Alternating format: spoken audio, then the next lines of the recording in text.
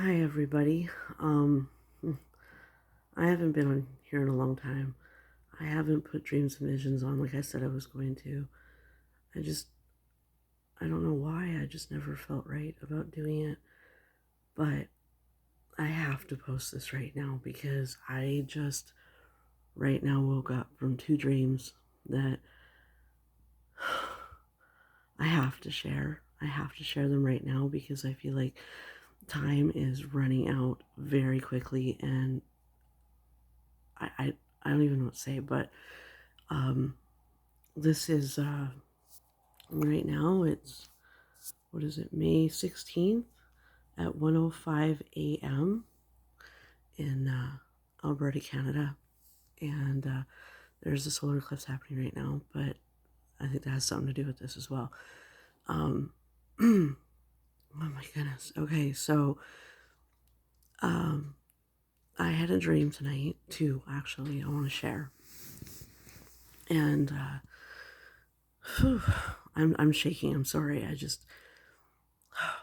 It's unbelievable what the Lord just showed me. Um, okay, so I woke up from my dream, my first dream, at exactly 11:45. I woke up laughing, and my husband rolled over and he was like, "What the heck?" And he was just laughing with me. He thought it was hilarious that I was laughing. And I thought the dream was funny too. And I explained it to him. And then I fell asleep, and the Lord gave me the interpretation of the dream immediately. So here's the first dream. So I was in a pasture, kind of like a farm. It was like farmland. And I was hovering above the land a little bit. And as I was looking down, um, there was like cattle, tons of cattle, like so many cows. I can't even, there had to have been honestly like, I don't know, 5,000, 10,000 cows. Like it was a lot. And they were kind of together in a herd, kind of in a circle almost. And I was in kind of the middle, and I was in a kind of a short convoy of trucks. And we were driving through the cattle with these trucks because we were leaving this area. And on the trucks were milk containers. They were like 1 liter milk containers. Um, they were milk containers that had like the missing persons things on them that you used to see back in the day. And sorry about the weird shadow. I'm like, I don't know. Okay, sorry. Anyway, so we're driving out of the pasture in this convoy of trucks, and there was only like 5 or 6 trucks. It wasn't a lot. And the truck in the very front was like a black truck, and then behind it was like a couple more vehicles that had like flats with the milk on it. And so we're driving through all these cattle, and something happened, and the first truck in the front had to leave, and we had to wait with the cattle. We had to wait, stay behind, but we knew it was only for a short time, like a few minutes, whatever. Um, and so that truck left and drove off to the left and left the farm, and myself and some other people, but I didn't see the people. I just knew there was other people there. And all of a sudden we started panicking because we realized we didn't want the cows to see the milk jugs, because on the milk jug was one of their cattle, like one of the cows missing face. I know it sounds hilarious, but wait. Okay, so there was like a cow picture on the milk jug, missing cow. And so we're panicking. We're like, oh, we don't want the cows to see that. They're gonna be upset. They're gonna freak out. And so we're like, oh, we're all trying to figure out what to do. And then all of a sudden, off to the left, I hear a cow, and he starts screaming out and mourning and crying because he saw his friend was missing on the milk jug. And so we're like, oh no. And then all of a sudden, all of the cows realized, and they started all screaming out, crying and mourning and crying for the friend that was missing. And we're like, oh my gosh. So we're trying to tell the cows, like, it's okay, like, he's coming back. Like, it's okay. Calm down. It's okay. It's okay. And we're trying so desperately to tell them it's okay. Like, the cow's coming back. Your friend is not gone. And we're in mourning and crying for the cows because our hearts are breaking, that their hearts are breaking. So then now finally the other truck comes back, and he comes back with their friend, the cow that was missing, and brings the cow into the herd. And the herd starts crying, like, with joy and happiness that their friend is back. And they all surround their friend with joy and peace because he's back. Oh my goodness. So I wake up to this. And of course, who wouldn't laugh, right? Like, I'm sure you're laughing now. It is kind of funny. And I was laughing about it, fell back to sleep, and the Lord gave me the interpretation, which I'm pretty sure a lot of you already got. I didn't get until the Lord showed it to me when I fell back to sleep. Granted, it's like, at this point, 11:45 at night, and I'm not cluing in. Anyway, I fell back to sleep, and the Lord told me that the cattle in the field are the people who will be left behind after the rapture. And they're mourning and crying for their missing children. That's why I saw the cow on a milk jug, because back in the day, they used to put missing children's faces on the milk jugs. So the children have been raptured. They left with the truck. That was Jesus in the rapture. He was taking the children, the people that were ready, not just the children, but everybody who was ready to go in the rapture. He took them and they left. And the cattle were the people mourning and crying for those that they had lost in the rapture, the children specifically. That's why I saw the milk jug. I was there watching the tribulation saints, trying to explain to the cattle, to the people, it's okay. They went in the rapture and they're coming back. They're going to be okay. Everybody's going to be okay. So that was the first dream I had, and that was at 11:45. I woke up. Keep in mind, guys, there's the lunar eclipse is happening right now. Okay, so that was the first dream. So then I got that, woke up, told my husband, and he was like, "Oh wow, okay." And then I fell back to sleep. I fell back to sleep, and I had another dream. So the dream started out, I'm in bed, asleep, just like we are right now, like we were. My husband was on the same side of the bed and everything.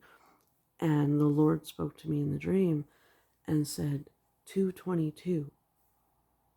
And I was like, okay. And I understood it that he wanted me to read verse 2:22 or chapter 2:22, but it wasn't clear.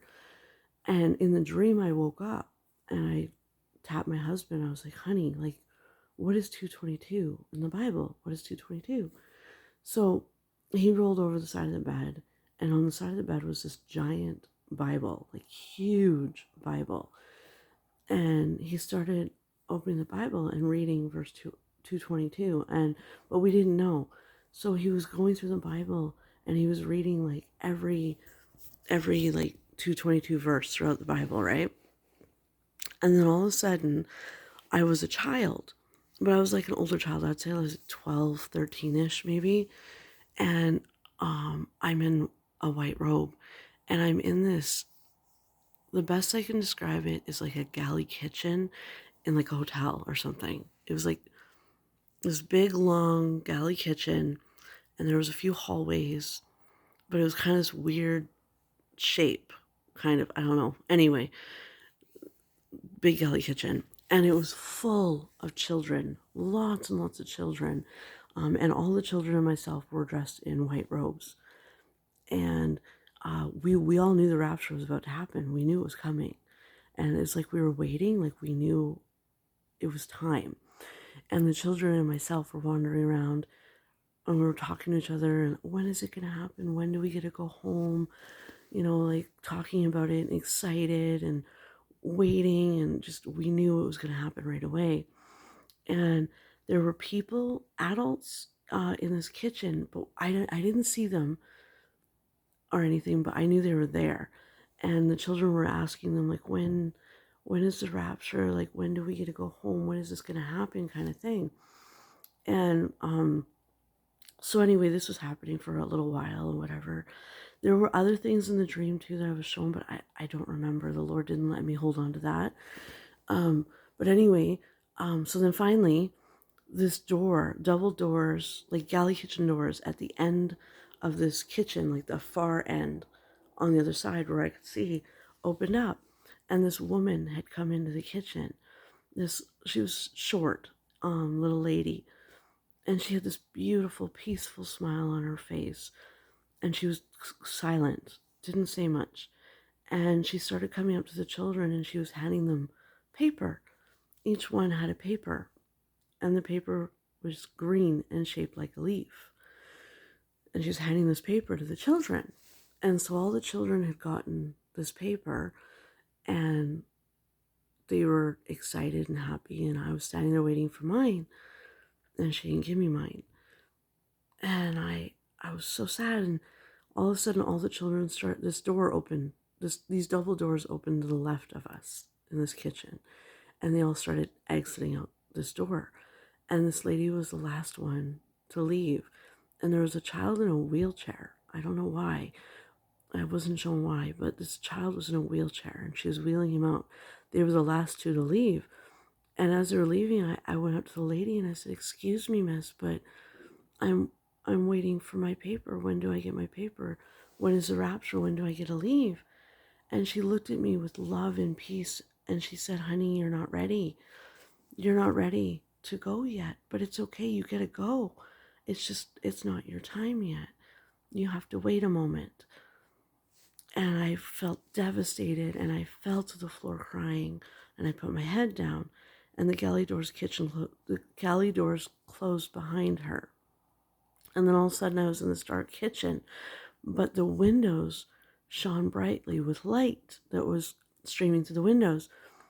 But the light was like this orangish, reddish hue, like it was bright. Keep that in mind. And so I'm on the floor crying, and I look around the kitchen, and I'm completely alone with this light shining down on me. And all of a sudden, I hear behind me, underneath this area, that there was like a sound, like something fell over, like something clattering on the floor.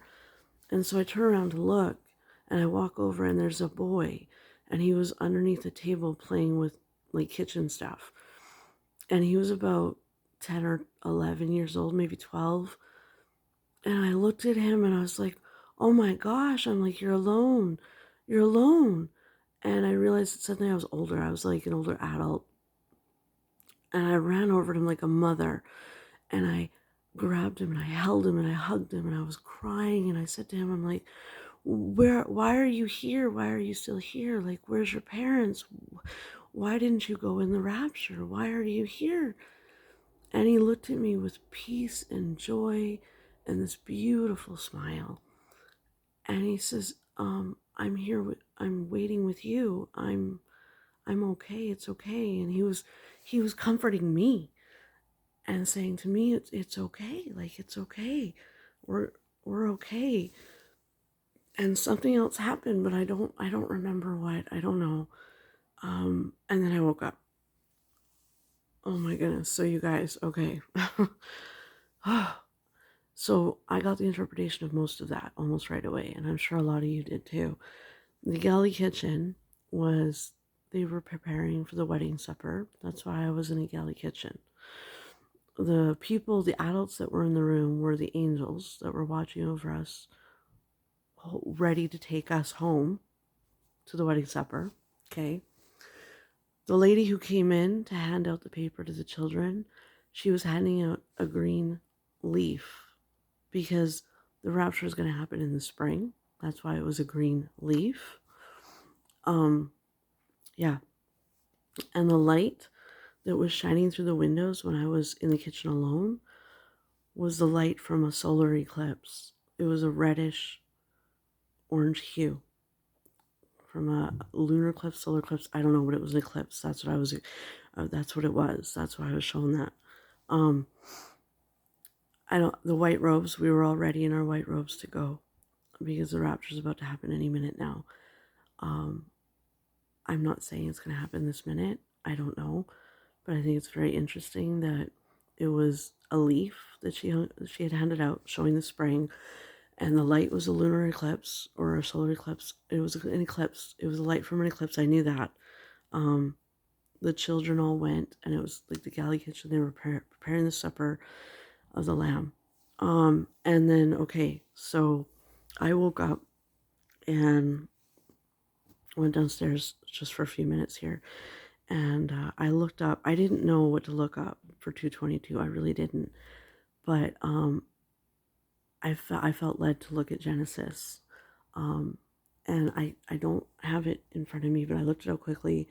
And if you go look up 222, it is where the Lord took Adam's rib and gave it to the woman, and then gave the woman to him. The marriage, you guys. The marriage of the Lamb. 222 in Genesis. Not only that, but we're in second Passover in the year 2022. So, um, you know, I'm not saying thus say the Lord. I'm not saying this is it, but I'm saying that it's very possible. And I don't know, tell me your interpretation. I'd love to hear it. Who knows? Maybe it's time to go, guys. I just had to share it. Everyone, God bless you. And I can't wait to meet you all up there.